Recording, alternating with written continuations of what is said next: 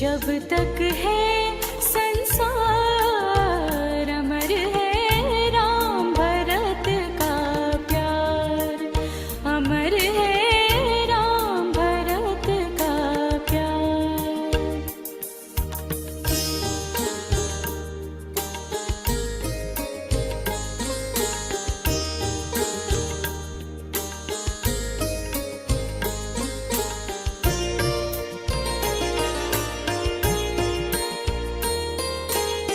सुना भरत ने हुआ राम को जैसे ही वनवास,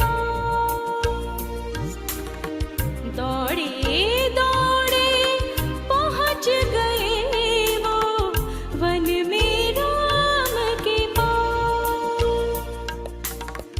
राम के बदले न था भरत को राजपाट स्वीकार, अमर है राम भरत का प्यार, अमर है राम भरत का प्यार।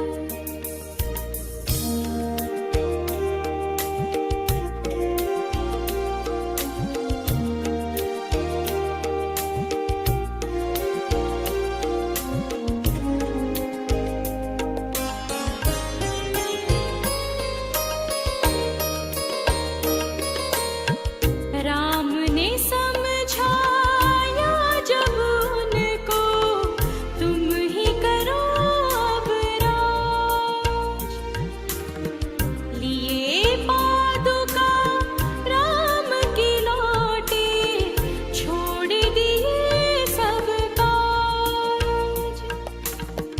सिंहासन पर रखी पादुका, सब कुछ दिया।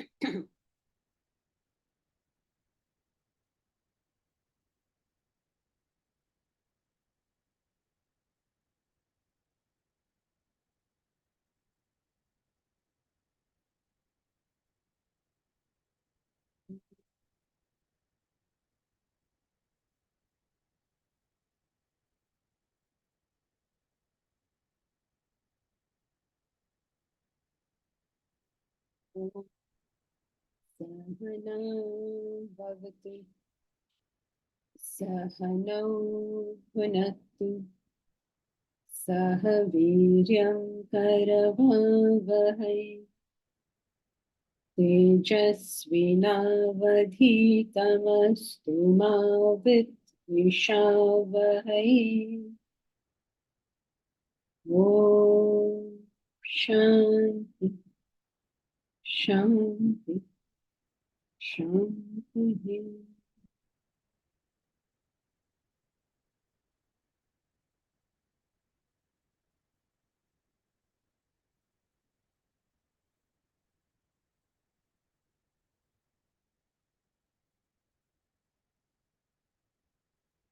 So we have been studying the topic of meditation. Meditation implies the use of the mind and intellect. The mind is a flow of thoughts. Intellect is discrimination. When the mind flows in one direction on one thought, and the intellect supervises this, awares it, this is known as meditation. If the mind flows in one direction without the supervision of the intellect, it is known as Indulgence. indulgence, mental indulgence. If the intellect keeps the mind on thoughts, on a field of thoughts, this is known as Concentration. concentration. If the mind is on one thought and the intellect awares that thought, it is known as meditation. Meditation. Okay, so it's all clear, right? Now, what is the problem with the mind going just by itself? I mean, as long as it's staying on Om, why do you even need the intellect there?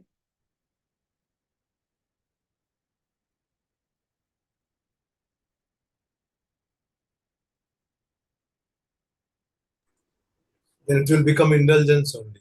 Okay, so what's the problem? Why not indulge in God? Mind is like a monkey. It keeps on jumping from one tree to another tree. Okay, fine. But at the moment, my mind is focusing on God. So what's the problem with that? But I if it have is only for, one desire. So my mind can only go to one place. And it's going to God. So what's the problem?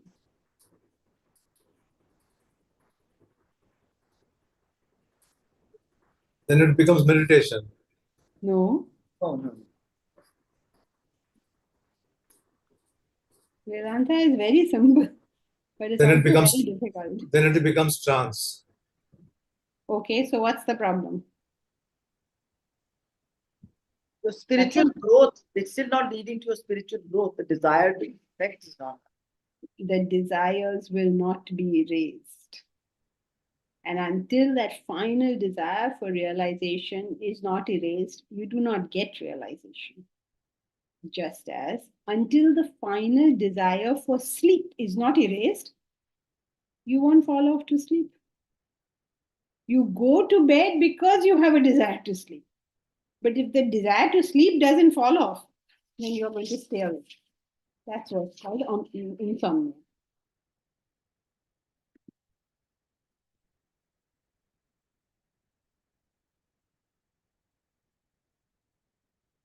Everybody's clear? Do I see some new names? Are you all clear about what is going on?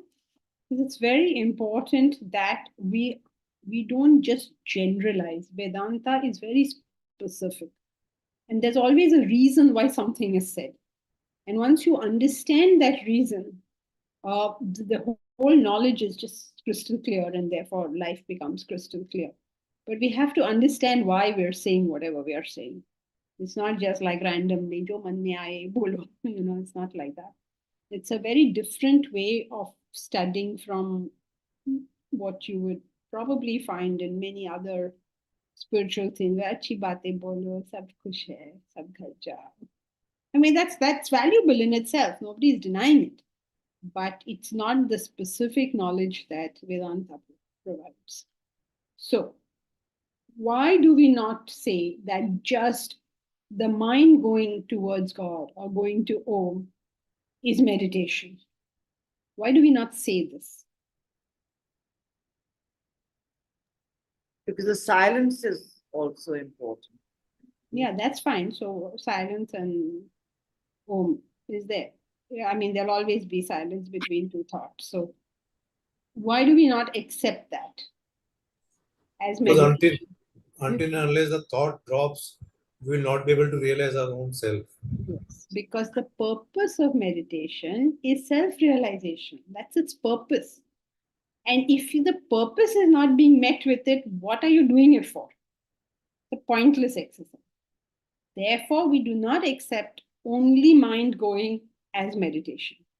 The mind must go to a single thought and must be led or must be directed or must be aware by the intellect. That means you'll be conscious, right, of what you're doing. We do things mechanically and foolishly. You don't know how silly the results of that thing will be. It's like a child, who's heard something from the parent and is mechanically doing that and causing more trouble than if he had not done that. So now we are left with two problems. We're left with how is it possible that the mind will go to only one thought, because everybody knows that there's a monkey mind that's jumping from things to things. How is it possible that the mind will go to only one thought?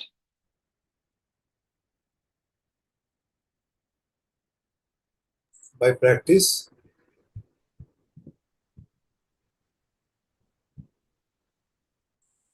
If you say by practice, you'll have to ask practice of what? japa, Okay. Yes, good, Prashant. The desires have come down. The mind is a flow of thoughts. This mind can only go where there's a desire. For instance, are any of you thinking or have thought of visiting the space station? You know, the International Space Station. There are people who have spent their lives thinking about that, working towards that, going there, living there, months maybe on end. How come people in this class haven't thought of that? Because We have no desire. Desire. no desire. Your mind can only go to a place where you have a desire. Otherwise, it cannot go there. So, if your mind is to go to one place alone, what does it mean? That you have Less, no other no desires. Less desires. No, Only one desire. only one desire. Very good. It can only go, it's going there because it doesn't want anything else. The mind will only go to what it wants, right? It won't go anywhere else. So, if you want to practice meditation and you want that your mind goes to only one thing, then it will necessitate that your strongest desire is self realization. Otherwise, the mind will not go there. People always say, oh, I sit in meditation and my mind goes here and there. Obviously, it will go.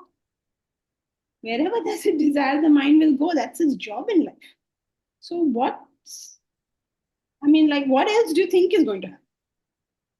So, and then people say, no, but you sit down anywhere and meditate and you try to control it. Okay, you can try all these stunts, but what's the point of it? What are you going to achieve by that? Therefore, if you want to come to that state where you have only one desire, what will be required is 3 yogas. 3 yogas. So, unless we bring our mind to that state with the 3 yogas, it is not going to happen. It's very, very simple. That is why Vedanta is so simple. I mean, like, or kya hoga? How is it possible that anything else will happen? So, in one sense, it's quite tough. You say, oh my God, is it really like that?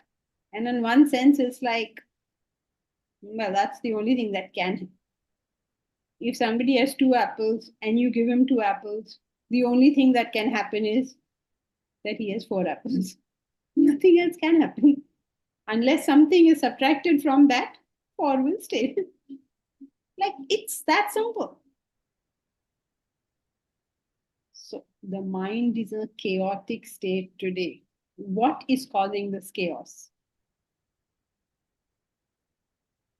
the various Desire. reasons we have. Desires. Desire. It's full of desires. Now we want to remove this chaos from the mind. We will have to add Intellect. intellect. Very good. Even though we have multiplicity of desires, which we all have, and let us just admit it, we will have to, in this cauldron of desires, have to add an intellect. When you add an intellect into it, the chaos of desires reduces. The chaos means ye bhi chahiye, wo bhi chahiye, and all that reduces. And you're able to focus all these desires towards some goal in life. Your own selfish means goal means for yourself. I want to be Wimbledon champion. I want to do, I don't know, have a turnover of 500 crores, whatever in the world you want to do. So when your intellect gets involved, you focus everything to a goal. Now you will find that 90% of the world, 95% of the world, mind in a chaotic state. About 5-10% of this world is able to fix goals and work towards them. They say, okay, this is what I want. This is what I'm going to do to get it. So people do that. They put up a goal. I'm going to earn so much money. I'm going to be CEO of my company. I'm going to have whatever the goals in life are. They fix it. They control all their other desires and channelize it to that and achieve it. So what's now the problem? So that's why you see all the corporate executives, they're doing very well. many rich, wealthy people, maybe lawyers and doctors, whatever, corporate executives, all are doing very well. So what's the problem with that? That still doesn't lead to happiness or a reduction of desires. What happens with these people is, because they haven't considered everything, the whole gamut of their desires don't get met. That is the frustration. So now you're a rich person, but you don't know how to run a relationship, or you have a great relationship, but now your health is suffering, or you have great health. There are some people whose whole life, I know a lady, her whole life is around health. I mean, it's an amazing thing how she has done this. Every decision in her life is around health. She did it so much, eventually she started a business on that. And she's now making money also on that.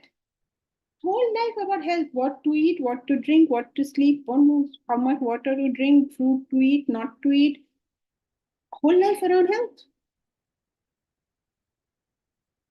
But brains have gotten a bit, let us say, soft.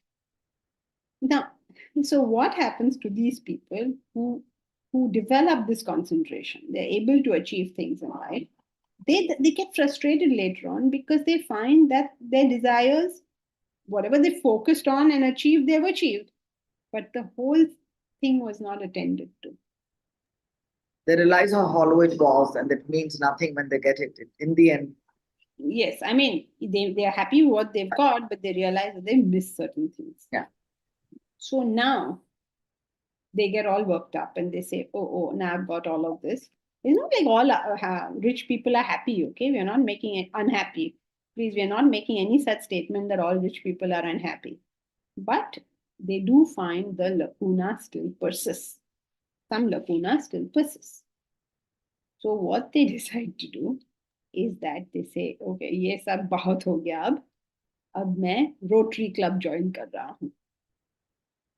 Then in Rotary Club they join, then they get into quarrel and all that.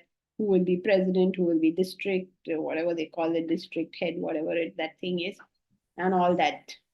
Then they say, ये तो Rotary Club से मैं तंग आ गया हूँ. अभी मैं क्या करूँगा? अभी मैं religion की तरफ जाता हूँ. Then same story starts all over again in religion. Why is this happening?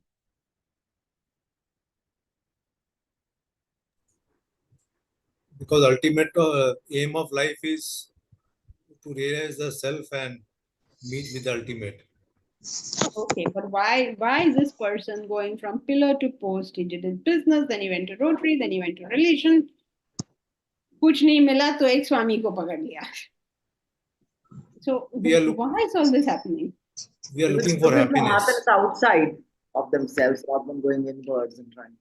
Because the basic facts of life are not clear. Basic facts. So we are running from pillar to post. So the point of this discussion is those people who involve their intellect, who start thinking enough for them to achieve goals, they do not bother to take the knowledge of life and living and then do all this. So if they had taken the knowledge of life and living and they had that strong intellect, they have a strong intellect, therefore they have achieved whatever they are achieving. Now, suppose you had a strong intellect, plus you had the knowledge of life and living, now what would you do? Then you go in the right direction. You Yeah, so you what is avoid that? all the other, you avoid all the this and that and focus on where you want to be in the end. So what is that thing? What They will would that aim- person do if they he's would aim understood about life? They would aim for self-realization. He will aim for higher ideals because he has figured out that the only way that I'm going to achieve anything of substance now is if I work for a higher ideal, my lower desires fall off, I will improve the quality of my existence all the way up to self-realization. This much he has figured out. Having figured this much out, now what will he do? The three Do yoga. the three of us. Very good, thank God. Now he will start doing one of three things, or all three things, or two of the three things. His higher ideal could be a physical goal, such as set up Vedanta University or start an orphanage or whatever in the world they want to do. At the emotion level of the emotion, they will have some higher ideal. It's love of God or whatever else they think of.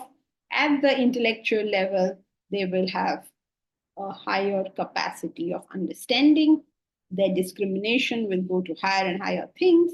At all three levels of the personality, what are you trying to do is replace lower thoughts with higher thoughts. This is what you're trying to. Therefore, even now, as we all, today we are going to have our great volunteer meet, if you all remember.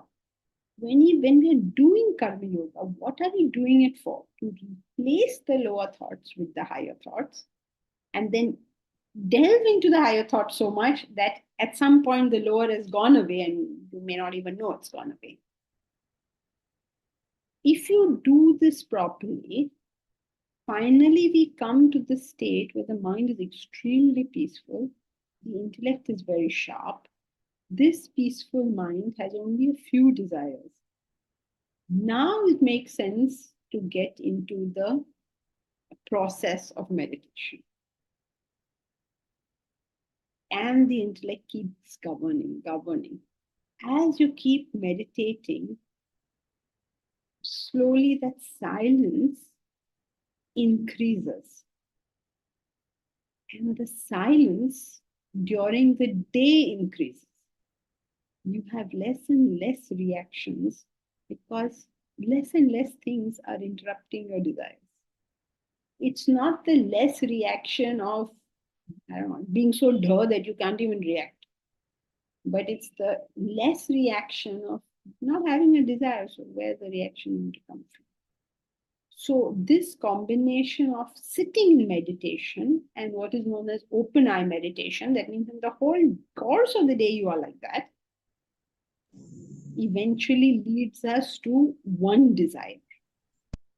When that desire drops, what comes out of it is self-realization.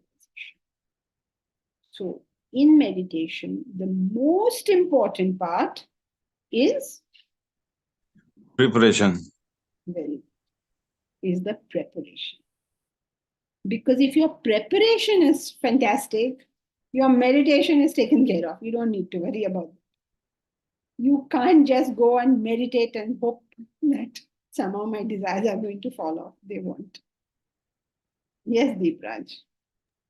So as we develop spiritually, the silence within us increases. But when we do meditation, that time the silence that is very much not a byproduct, but a conscious effort.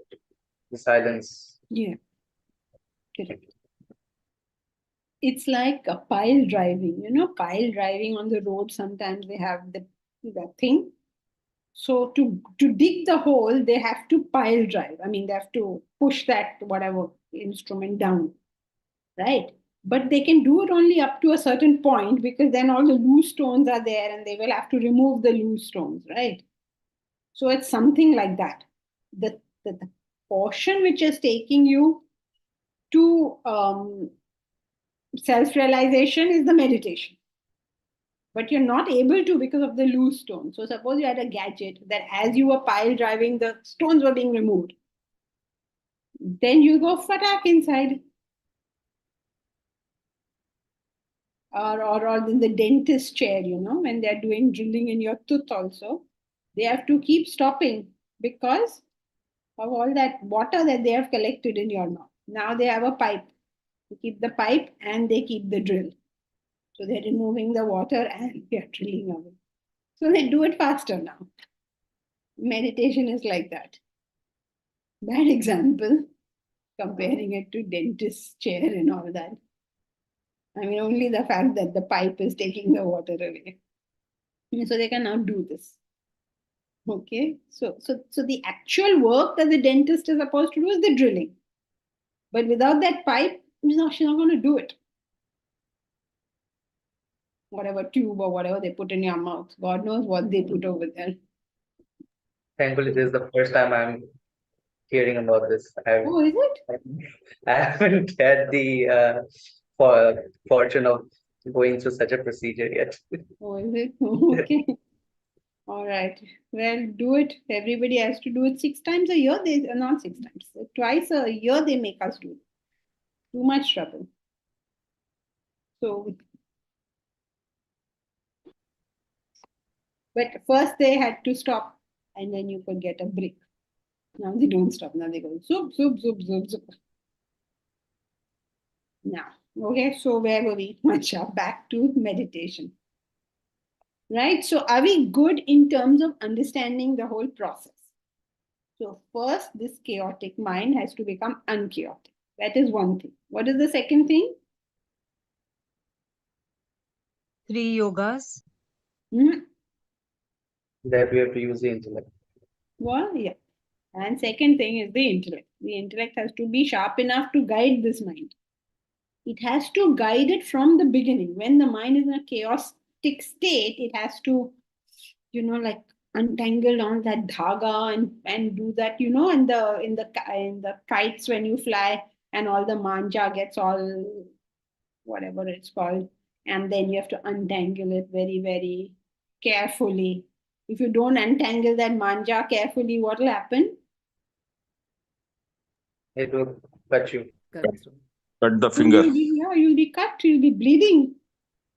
That is what is happening to us. We are not untangling the chaos in our head properly with the intellect, and so we are bleeding. We are hurt. We say, oh, this happened, that happened, this happened.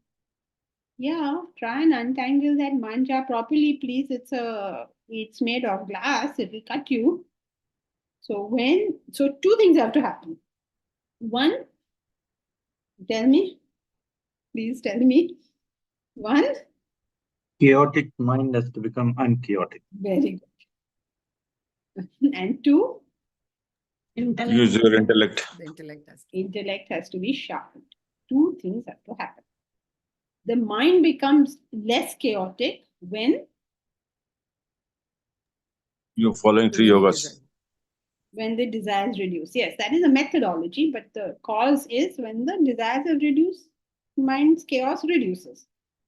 And when the intellect is sharp, it is able to direct all this stuff that is going on. Now, all this has to happen well before you come to meditation. Because remember that corporate executive who's achieving his goals. What was that fellow? Harvey. Remember Harvey?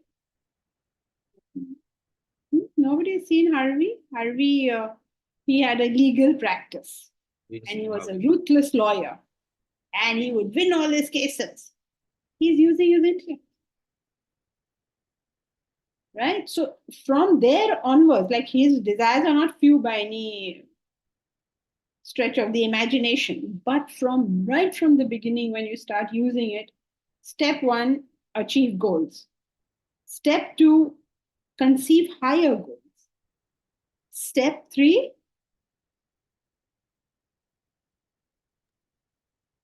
Do them. Those goals. huh? The goals. I can't hear you. I said eventually drop the goal. Self-realization, drop the goals. Yeah. So step 1, conceive goal. Step 2, conceive higher goal. Step 3, conceive higher goal. Because our problems in life are because we'll conceive one higher goal and then we will settle down. And we will feel now that I'm working for the higher. I am so great in life and I have settled down here. No, conceive higher goal. Step 4, conceive higher goal. Higher goal. डब्बे के ऊपर डब्बा. डब्बे के ऊपर डब्बा. Yes, डब्बे के ऊपर डब्बा. Higher and higher and higher. Up to you're able Self-realization. you're able to conceive that your desire is for self-realization. You don't say that Vedanta tells you to have the goal for desire, for self-realization. That is what you most passionately want. Your entire mental, it's like how you had earlier wanted with so much passion, whatever in the world you wanted. You want realization way more than that. Now you are ready for meditation.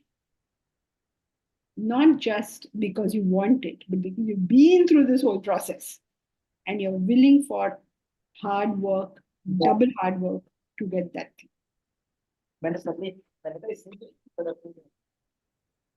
Somebody is not muted, please. So, sorry, Janki ji, it was me.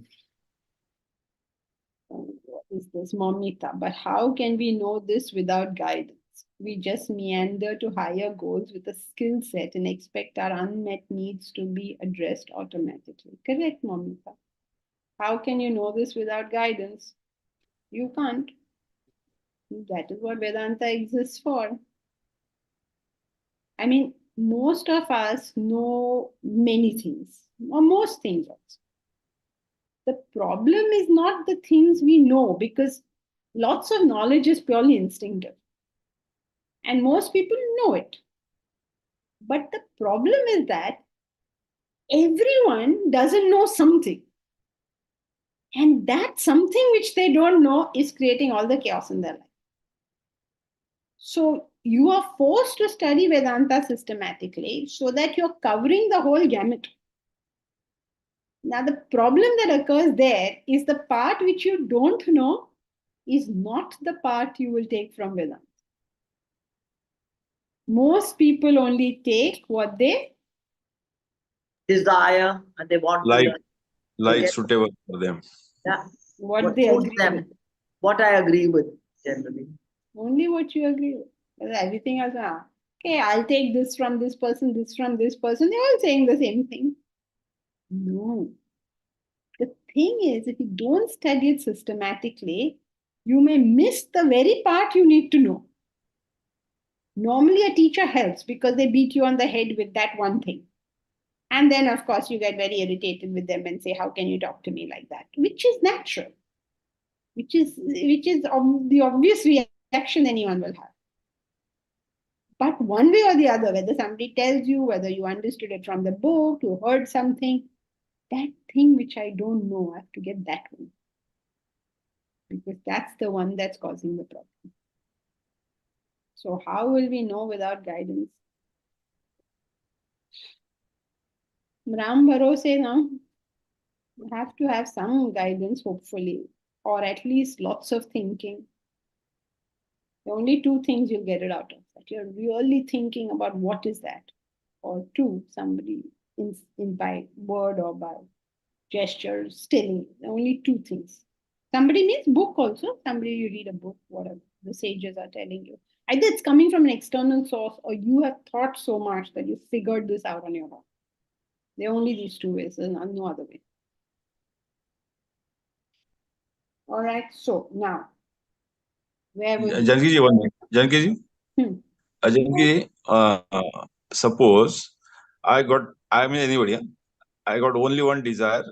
I'm doing meditation. That time some other desire can come. Yes and no.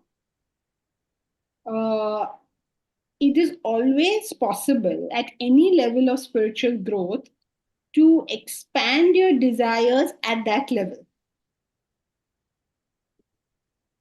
So if Okay. you're, let's say, you're in the state of caring for your country, right? So for the country, you can always increase what all should be done. That can always happen. Or if you're at the level of the family, or at simplest is at the level of the body, right? At the level of the body, if your mind is, you can always increase desires at that level. If you're at the level of the intellect, you can always increase desires at that level. But you can never increase lower desires. Like from mind, you can't go to body. But Now you're at the level of meditation. suppose that time some other desire come, then there will be tug of war, no, between mind and intellect. They will start Hey, Baba, pulling each other. listen, you're just repeating the question. Can you repeat the answer so far? No. Right. You know why? Because you didn't accept, you were reject, you weren't even listening. You were so busy accepting what you want to know what Yeah, you want to know. but you don't- Malti, let him work it through. Whenever we don't understand, take some time before that thing comes in. So Milind, listen carefully. Okay. You can always increase desires at that level. Underline at that level. You cannot increase desires below that level. So if a person is at the level of meditation, he cannot create desires for taking care of family and all that. He can't do that. That is like just like these kind of things are just automatic for him. He doesn't have desires like that. Or work for my country now or something like that. He won't create.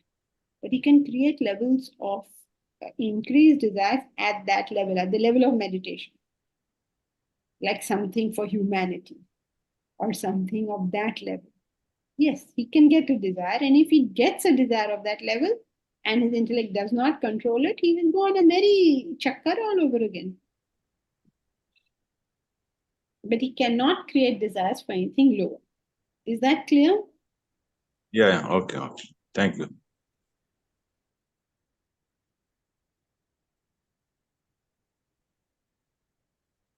Okay, anyone else has anything?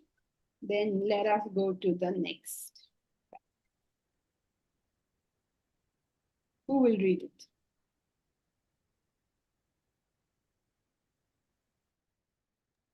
I can read. Go ahead. You cannot practice single-pointed meditation until you have risen well above attachment and desire. When your mind becomes free from worldly attractions and entanglement, remains under the control of the intellect, and you are objective in your transactions of life.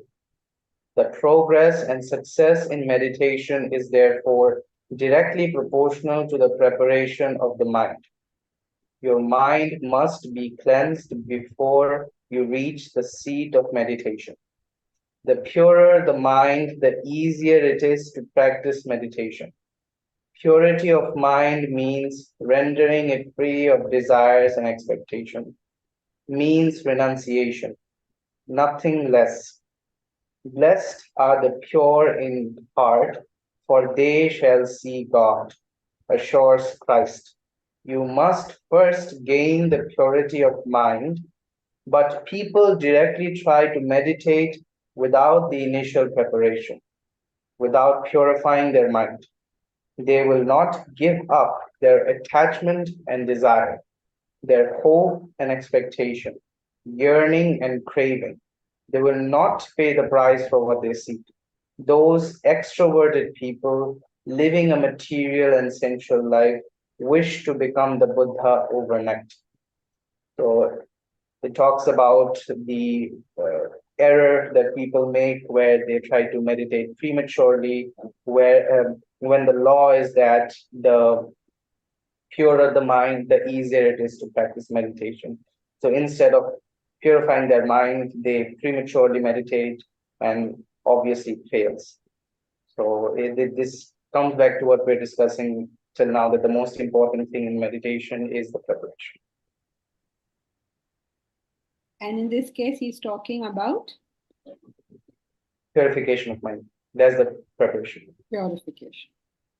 Purification of mind. The most boring thing. That, oh, for purification of mind. Very good to hear in class. Oh, you should have a pure mind. You should be good. ये वो सुनने के लिए तो बहुत ही अच्छा है. काम कौन करेगा भैया? It's not that easy. If we say come to the retreat, people will say no, no, I'm busy. Are you busy to go to the retreat? But you want self-realization. अब क्या बोले? The irony of this never occurs to anyone. Yeah, Deepak. Janki ji, by reading this, what I can understand is the ask is very high. Is it possible in this lifetime? Because to get a pure mind is easier said than done. So the question is, so far I agree with you. Then the Is question it possible? Can is we it possible? Okay. can we come to this ask in this lifetime? Okay, firstly, we have to understand that this is not an ask. You go to the teacher and say, I want self-realization. The teacher says that, okay, if you want self-realization, you will need to meditate. If you want to meditate, you will require purification of mind. Nobody is telling us to purify the mind. They are just giving us a causal relationship. Unless the mind is pure, you are not going to make it. Okay, this is the only causal relationship. That's all that's being said. Now you say, okay, your causal relationship is fine, but are you then saying it's impossible because we cannot make our mind pure? Whether we can make our mind pure or not is something that we will have to only try and see. But as we exist today, do you think that I could make my mind purer? Yeah. If it is true that I can make my mind purer, then who is to put the ceiling on how pure? Today, I can make myself purer by putting in some effort, which I understand. Once I reach there, again, I can make myself slightly purer by putting in effort, which maybe I understand or not understand today, but then I will understand. So it's like the headlights of a car. Can the headlights of your car take you from Delhi to Sonipat? Yes and no. Because Yes your and no. headlights can only show you few yards ahead. Then how are you going to reach Sonipat? Driving the car. If you are driving, You will go up to the what it shows, and it show you some more. And will I reach? That nobody can ever answer. You just can move forward. But the causal relationship, unless you have a debate on whether this is a causal your relationship, meditation program. Oh, is someone saying something? The causal relationship is what you got to understand over here. Is this a correct causal relationship or not? Is what you will, in your morning study tomorrow, think about. If you admit it's a causal reason, it's a cause, then comes question number 2, is it a executable cause? This you will not be able to answer. But we do know that I can do it. I can do better from where I am. Let me try. देखते हैं कहाँ तक पहुँचते हैं.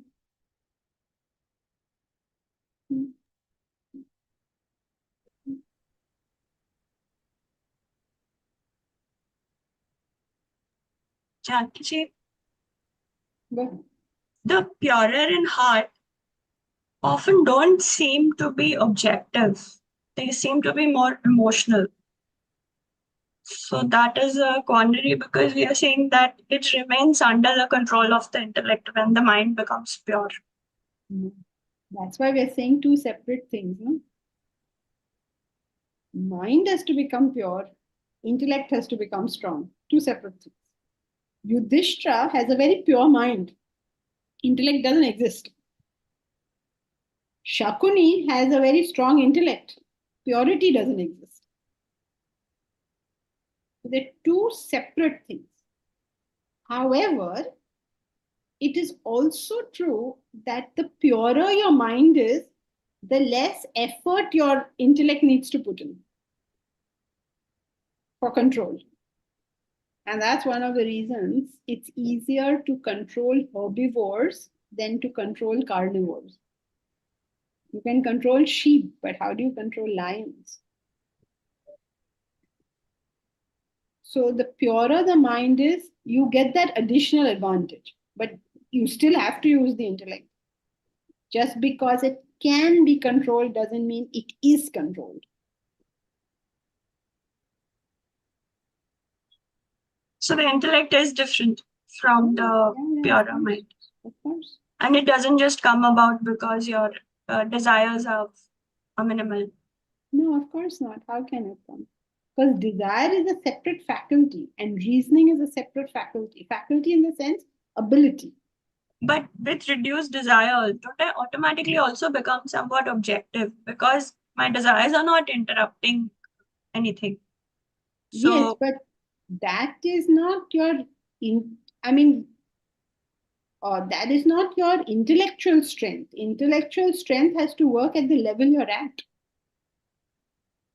right, but I'm still a little more objective than the person who's. Don't use the word objective. You are less affected than the person who has the desire. Objective means intellect is playing a part, but you're less affected, yes. And therefore, you're sort of, it's like, somebody's behaving badly with you, you're not that affected, so you don't take action, but you should have taken action. But on the other hand, a more selfish person is very affected, so he takes action. That will Okay. get him the goal. So Christ also says, the meek shall inherit the earth. So are the meek and the pure-minded the same? Yes, because in that sense, it means that, you can crush truth, but truth will rise. So if you try to, if you try to be aggressively bad and you say, I'll use my intellect and then I will dominate over these people, no, life will take care of you, even if these people can't.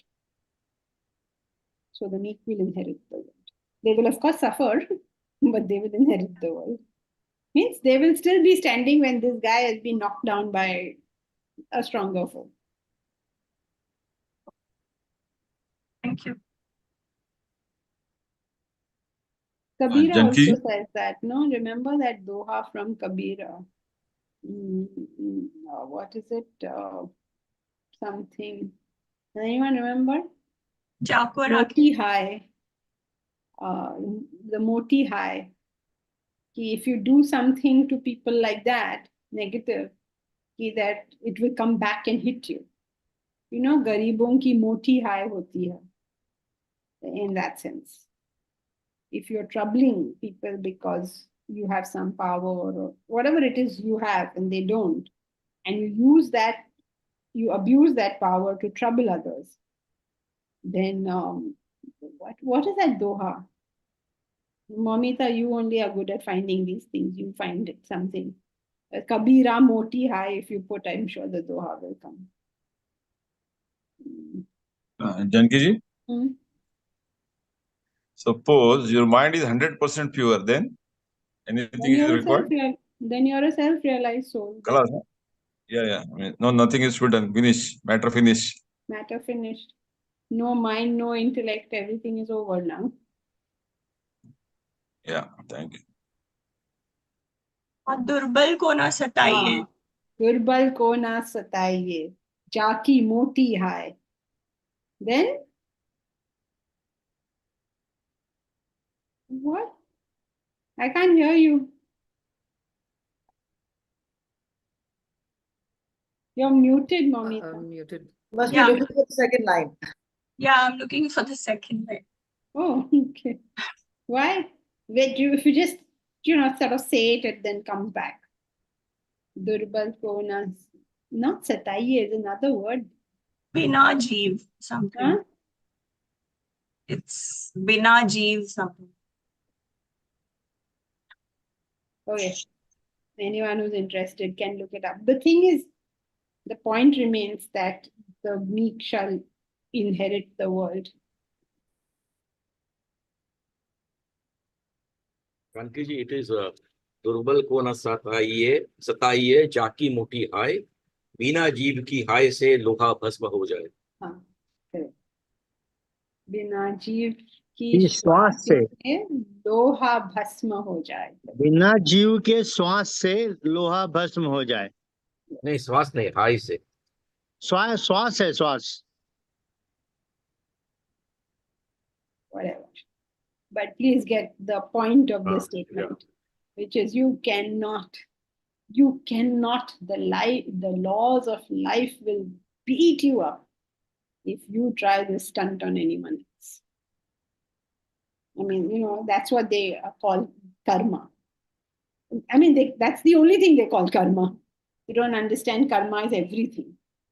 But you cannot abuse your power, otherwise it will come back and murder you. As you have seen, right, everywhere. What are the stories of Ravana or Duryodhana or any of these evil people that were sort of decimated? दुर्बल को न सताइए चाकी मोती हाय बिना जीव के की श्वास से लोहा भस्म हो जाए.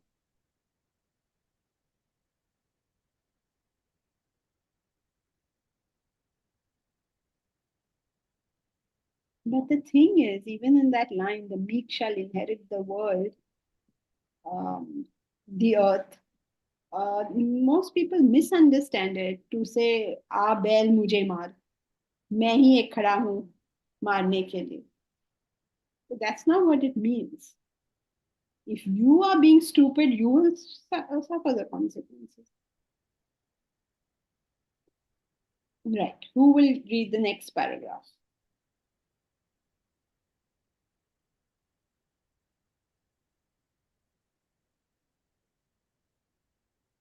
I'll read.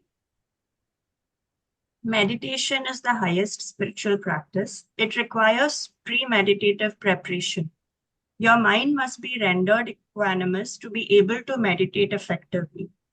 To plunge into meditation directly without preparation is futile, even detrimental. The time spent in meditation is a small part of the day. The rest of the day, you are preoccupied with worldly activity.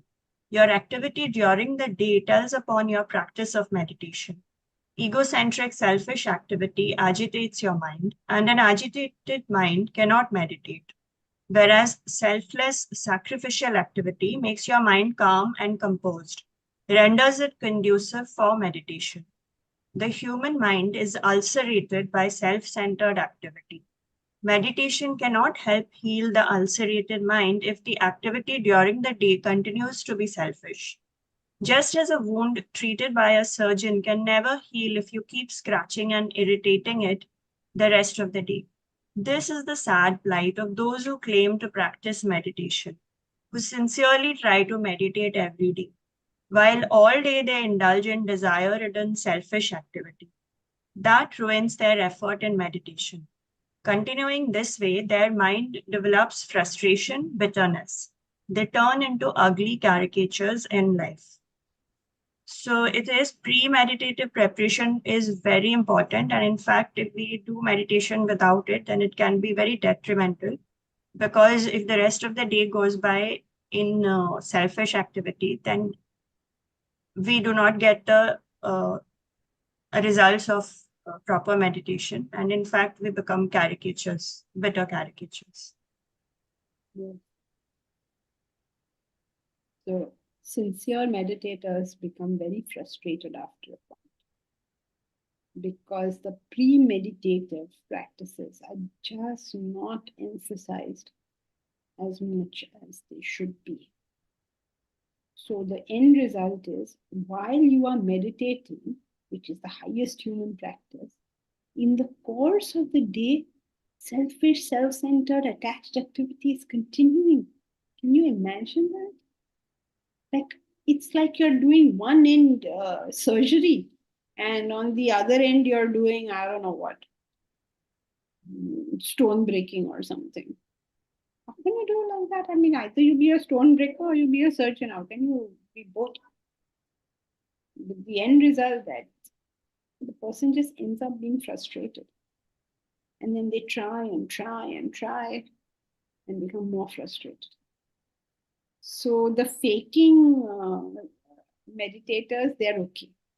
But those who are very sincere about it, sad for them. Now, a meditation, please understand, is in the way that it is described here. We are using the word meditation here in a particular sense, and that sense is defined. People are not using it like that. They use anything. I'm meditating on whether to get married or not. That is, you can, it's a word, you can use it any way you want. But we are using it in this particular way, and the causes and the effects are being spoken of with this usage of the word. So I hope this portion is clear, because that sort of sets the basis for meditation, the concept of meditation. So what is it? You need a mind, you need an intellect. What should be the state of your mind? It's not chaotic. Why is it not chaotic? Because it has fewer desires. The mind is running in chaos all over the place because it wants so many things. And like children, it wants it simultaneously, right? Take a child to a toy shop, then child goes so crazy that they don't know which toy do you want. Then they start crying over there. What are you crying for? Because they are so confused. They don't know now in all this thing, what am I going to take? So, your good parents teach the child, vocalize. What is it you really want? There's no point crying. What is it you want? And let us see what of that is possible and what is not. What crying for? If you cry, I remember when I was a small child, we went to somebody's house, my grandfather's house. And on the way to there were no lifts in that time and was on the 3rd floor. And on the way, some insect, a very small child, and some insect or something bit me. And I brought the roof down. I was crying and crying and crying, and we were just going to my grandfather's house, and nobody knows what happened. What am I crying for? It took them 10-15 minutes to figure out what the problem was. And I remember that incident because I cried and I cried and I cried. Something was hurting me. And then finally, my brother, who was much more older than me, figured out that something is hurting me. Then they had to figure out what is it that was hurting me. And then eventually it was found out that my hand was a bit swollen because some insect had bitten.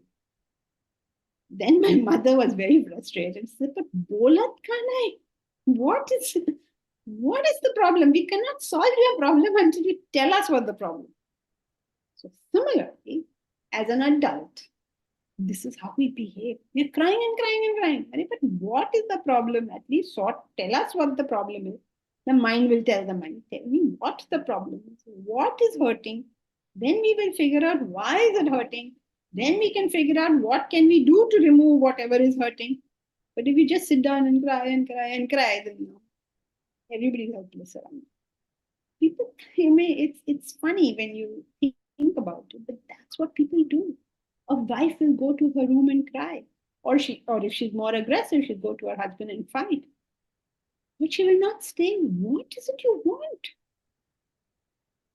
And not only wife, husbands also can do that. They start screaming and yelling and throwing things around. What is it you want? We assume that everybody, by some osmosis around us, has to know what we want.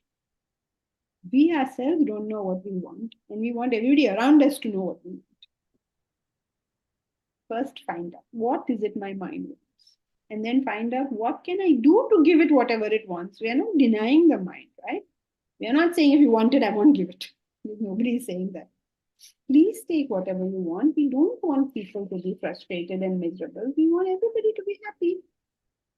So whatever is required, the world is there to provide it. You are in this world because you have desires, and all these objects are there for you to partake of these objects and fulfill your desires and move on to higher and better things. So please partake of them. It's when you settle down on them, that's when the problem starts. Whatever you need, please take. If you're finding yourself financially restricted in some way, please improve finances. If relationships are a problem, please improve it. If health is a problem, please deal with it. Whatever is the problem, find out what is the problem, step one. Deal with it. When you start dealing with it, this is the first, what should I say, first manifestation of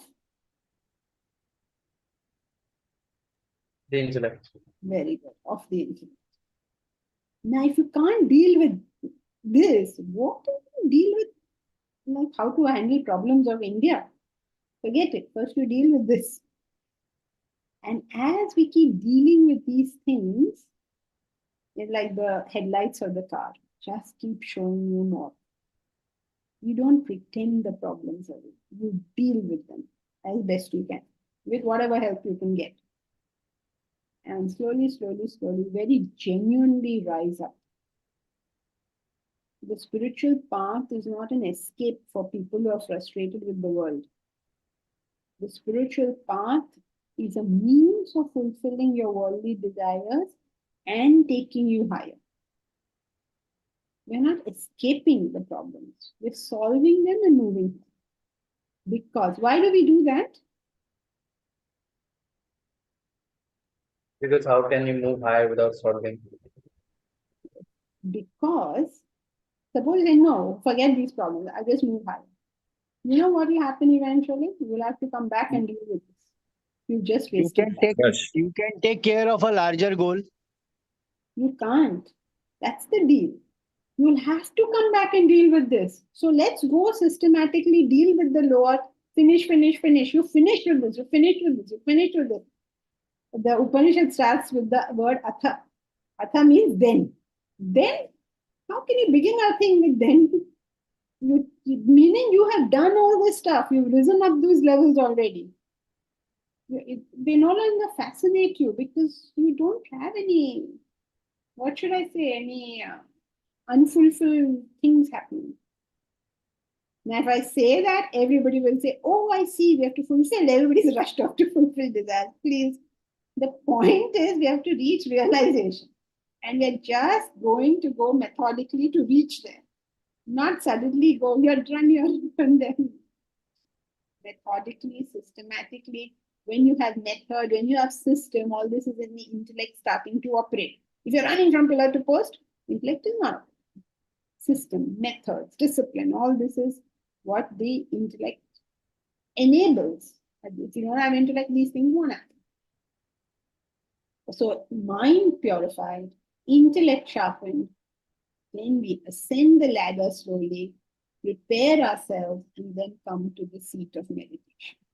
Now, why does meditation work is the next subtopic, principle of meditation. As you know, Adi sir will begin this topic, I suppose, next time. And Adi sir will take the Saturday class. Alok ji will take the Sunday class. And all of you can come to the Friday class to do group discussion. It's a good opportunity for people to stop and spend some time in reflection. We are all going to be reflecting at the retreat. At Fridays, please go to the group discussion and discuss. And of course, if you can make it to the retreat for as much time as you can, please come spend some genuine time with this subject. Right, so now what is this? Announcement. Volunteer